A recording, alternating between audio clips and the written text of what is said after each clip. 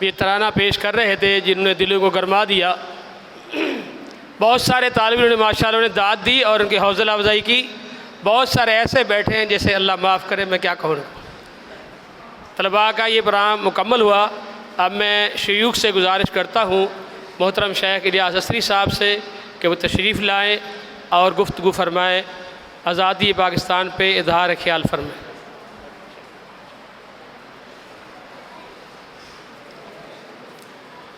السلام علیکم ورحمۃ اللہ وبرکاتہ۔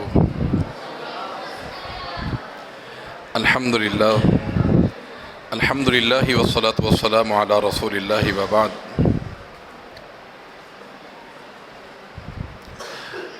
ہمارا آج کا یہ پروگرام یوم آزادی کے حوالے سے منعقد کیا گیا ہے۔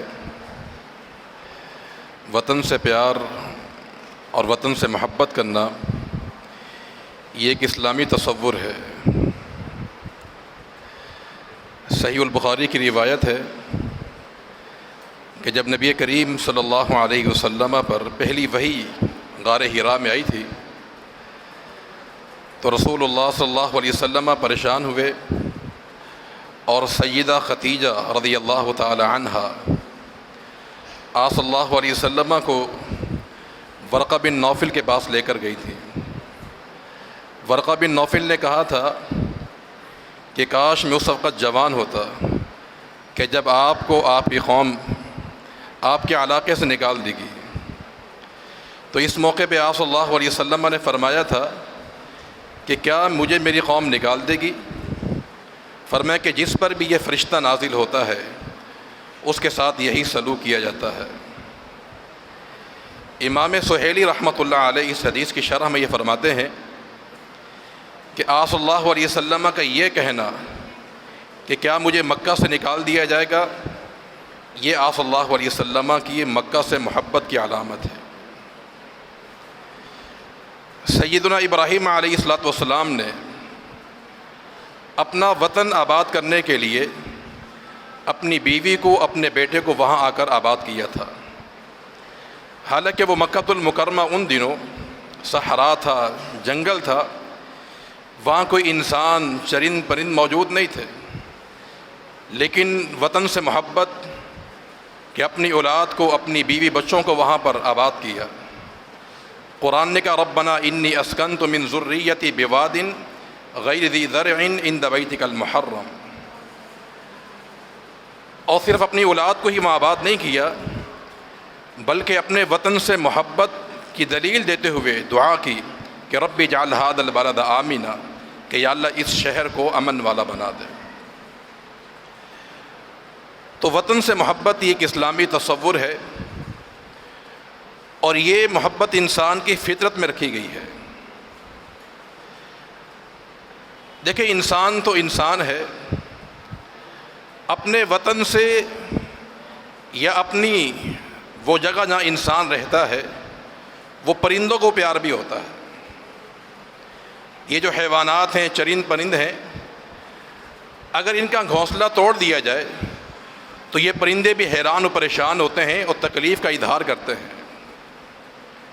حدیث میں آتا ہے کہ یہ جو حیوانات ہیں تغدو خماسا وتروح بطانا، صبح کو اپنے گھونسلوں سے نکلتے ہیں اور شام کو واپس آ جاتے ہیں، یعنی پرندوں کو بھی اپنے گھونسلوں سے اپنے گھروں سے پیار ہوا کرتا ہے۔ تو انسان کو تو بالاولیٰ اپنے وطن سے اپنے گھر سے پیار ہونا چاہیے۔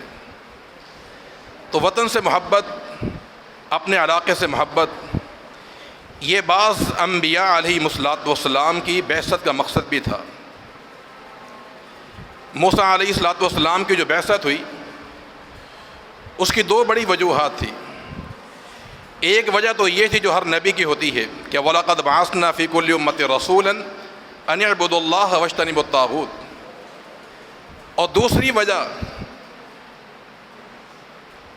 بنی اسرائیل کو آزاد کروانا تھا۔ فَأَرْسِلْ مَعَنَا بنی اسرائیل، اے فرعون تو نے ایک عرصے دراز تک بنی اسرائیل کو غلام بنایا ہے، اب اس کی آزادی کا وقت آ چکا ہے۔ تو موسیٰ علیہ السلام کی بعثت کے دو عظیم مقاصد تھے، ان میں سے ایک مقصد یہ بھی تھا کہ قوم کو آزاد کروایا جائے اور ان کا جو اصلی وطن ہے، جو زمین، جو علاقہ دشمن کے قبضے میں آ چکا ہے، اس کو آزاد کروایا جائے۔ اور اپنی قوم سے کہا تھا کہ یا قوم ادخلوا الارض المقدسۃ التي كتب اللہ لکم ولا ترتدوا علی ادبارکم۔ تو یہ آزادی اور ملک کا حصول اور وطن سے محبت اسلام میں اس کا تصور موجود ہے، اور اسی محبت کے جذبے کے تحت اہل پاکستان 14 اگست کو بطور یوم آزادی مناتے ہیں۔ اور یاد رہے، دنیا کے اندر 2 ایسی ریاستیں ہیں کہ جن کی تقسیم، جن کی آزادی اسلام کی بنیاد پر وجود میں آئی ہے۔ ایک آپ کا پاکستان ہے اور دوسرا مدینہ منورہ کی ریاست ہے۔ اقبال نے شعر میں یہ بات بیان کر دی تھی کہ دنیا میں بہت سے ایسے خطے ہیں، ایسے ملک ہیں کہ جن کی تقسیم حسب کی بنیاد پر، قوم کی بنیاد پر ہوئی ہے، لیکن پاکستان کی جو تقسیم ہوئی ہے وہ ایک نظریہ ہے لا الہ الا اللہ کا۔ اس بنیاد پر پاکستان کو تقسیم کیا گیا ہے، اور یہی نظریہ جو ہے مدینہ منورہ کا تھا۔ مدینہ منورہ کی ریاست توحید کی بنیاد پر وجود میں آئی ہے، اور آپ کا پاکستان بھی اسی بنیاد پر وجود میں آیا ہے۔ اور یہ پاکستان سے محبت صرف ہمیں ہی نہیں ہے کہ ہم پاکستانی ہیں، بلکہ پاکستان سے اور اہل پاکستان سے محبت دنیا کے اور مسلمان بھی کرتے ہیں۔ اس کی ایک مثال میں بیان کرتا ہوں۔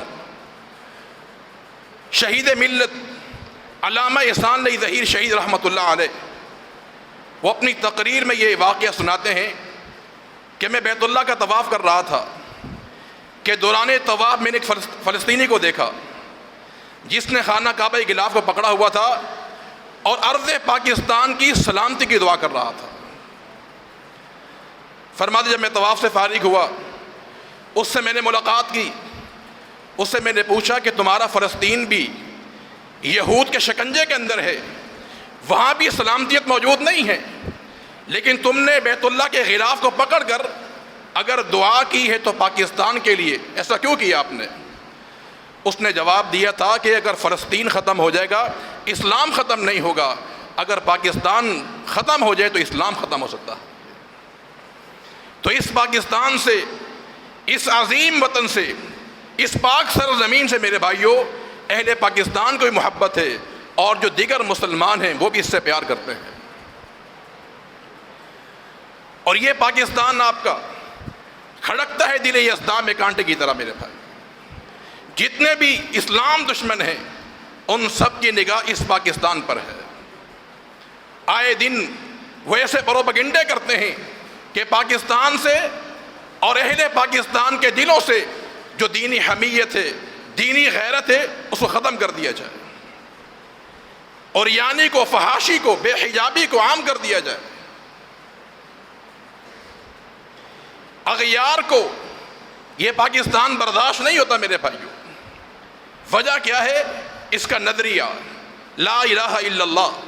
یہاں پر اسلام ہے، ایمان ہے، توحید موجود ہے میرے بھائیوں، دینی ادارے موجود ہیں۔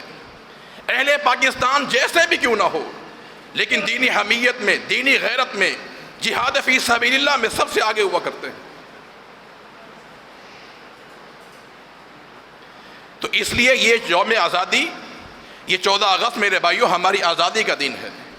اس نعمت کے ملنے پر شکر ادا کیا جائے۔ جیسے موسیٰ علیہ السلام نے 10 محرم کو روزہ رکھا تھا، قوم یہود بھی روزہ رکھا کرتے تھے۔ اس کا معنی یہ کہ آزادی کی نعمت ملنے پر اللہ کا شکر ادا کرنا چاہیے۔ آزادی کی نعمت ملنے پر ہمارے جو اسلام کے ارکان ہیں، شاعر اسلام میرے بھائیوں، اس پر عمل کیا جائے۔ اور جن لوگوں نے اس آزادی کے لیے جد و جہد کی ہے، اپنا خون بہایا ہے، ان شہداء کو اپنی دعاؤں میں یاد رکھا جائے، اور ہمیشہ پاکستان کی سالمیت کے لیے، اس کی بقا کے لیے انسان دعا کرتا رہے۔ اور میرے بھائیوں آزادی کے جو مقاصد تھے اسے فراموش نہ کیا جائے۔ آزادی کا مقصد کیا تھا؟